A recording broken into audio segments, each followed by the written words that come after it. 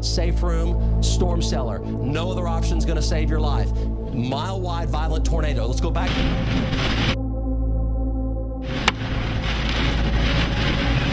Let's go past this count. Lead with you. Just go to your safe spot if you possibly can. That's an F. Look at the horizontal vortex. That is an F4 to an F5 tornado. That's winds of 250. EF5s, the peak of tornado intensity, the most powerful tornadoes to have ever touched this earth, the absolute maximum rating that any tornado could have. Known for their horrific damage, these tornadoes change lives and a lot of times change entire towns. The thought of forgetting one of these catastrophic events sounds crazy. But it's happening, and I bet you're wondering, how could all that destruction caused by such a beast be forgotten? Of course, EF5s are never truly forgotten, as the residents of the towns and the sufferers of its damage will always remember. But sometimes these beasts tend to slip from the masses, as they're either overshadowed by another horrific event or just swept under into obscurity.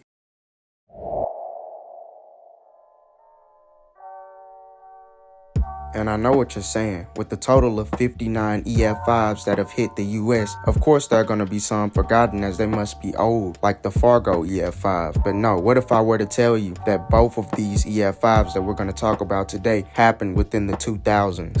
Sounds unbelievable, right? The 2000s had some monsters like Jlin, Hackleburg, Smithville, Philadelphia, Rainsville. On a side note, it's insane to think all 5 of these happened within the same year, with 4 of them happening within the same day.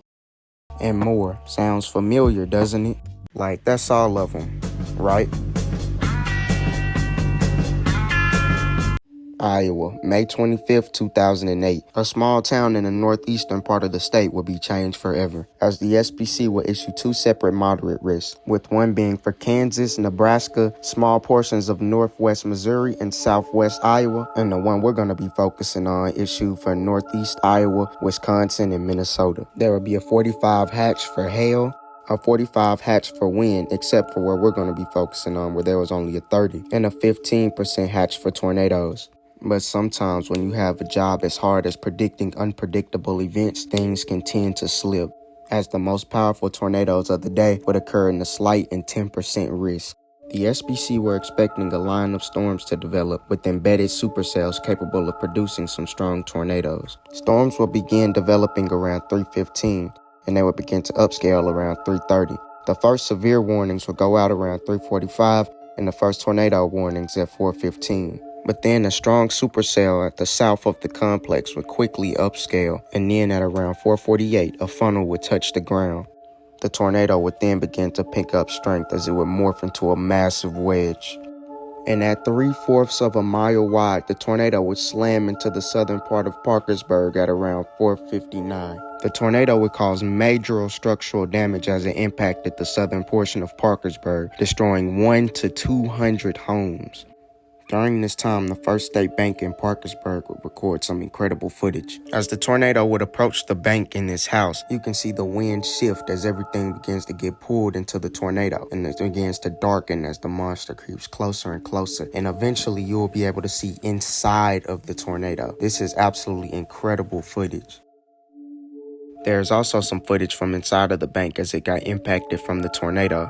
But as the tornado would creep out of the town, the people of southern Parkersburg would come out of their safe spots to see $75 million worth of damage, as the southern edge of the town would be completely destroyed. There would sadly be 9 fatalities and 70 injuries, as this monster would continue on its path, mostly through rural areas, but it would impact New Hartford as well, causing another instance of EF5 damage. The people of Parkersburg would be forced to rebuild, as 400 structures within the town would have some sort of damage as they were impacted by the tornado, with over 200 structures completely destroyed. The National Guard and other state resources would be deployed to the town to help the cleanup, and over time, the town will rebuild and repair.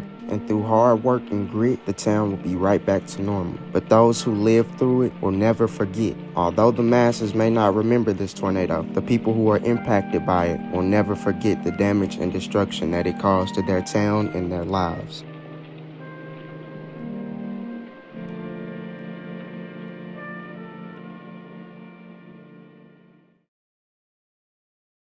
Hey, y'all remember that El Reno tornado? Okay, ramping back in to the top of the storm. Violent tornado right now. Turn it, and floor it. Holy shit. Go, baby, go! Hit the gas!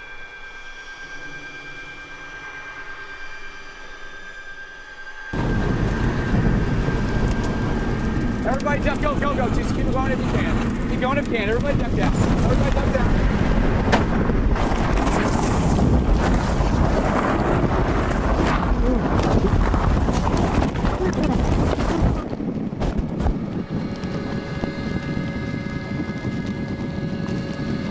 No, not that one. The other one. May 24th, 2011. A high risk will be issued for a large portion of Oklahoma and small portions of Texas and Kansas. There will be a 60 hatched for hail, a 45 for wind, except for what we'll be focusing on where it was only a 30, and a 45 hatched for tornadoes. This would, of course, make people worry regarding recent events.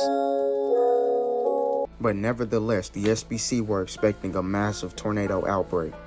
And sadly, for the residents of these areas, it would come to fruition, as around 50 tornadoes would touch down. Storms would begin to fire at 1:45 p.m., with them upscaling and the first severe warnings being issued around 2:15. Tornado warnings would then be issued around 3 o'clock, with even more around 3:15. And then this is where our storm will begin gearing up to produce the El Reno EF5. Once on the ground, the tornado would quickly begin to pick up strength, as it would cause instances of EF5 damage south of Interstate 40, before turning right and beelining straight for El Reno. But luckily, as it crossed the highway, it will begin to move a bit more northward, passing El Reno just to the north. Sadly, though, 3 people would be killed as the tornado would cross Interstate 40, tossing their vehicles. The tornado would then go on to produce more intense EF5 damage, as it would continue on its track, producing more and more EF5 damage as it would pass north of Piedmont and finally dissipate after passing north of Guthrie. It would sadly go on to claim 6 more lives, meaning it killed 9 people in total and would injure 181. Now, you may wonder, how was this long track, massive, extremely intense EF5 forgotten, as unlike the Parkersburg tornado, it touched down on a fairly prolific tornado outbreak day? Well, you see, 2 days prior, the deadliest tornado since 1947 and the costliest tornado in history would touch down. 70 states, but what happened here in Joplin was certainly the worst. Just take a look. A few weeks ago, I talked about how I had not seen devastation like that in my lifetime. You come here to Joplin, and it is just as heartbreaking and in some ways even more devastating. That is all that I have for you guys today, but luckily there will be more, as I will try to upload weekly or at least bi-weekly from now on. And yeah, I hope you guys enjoyed, and yeah, this is KB Weather, out.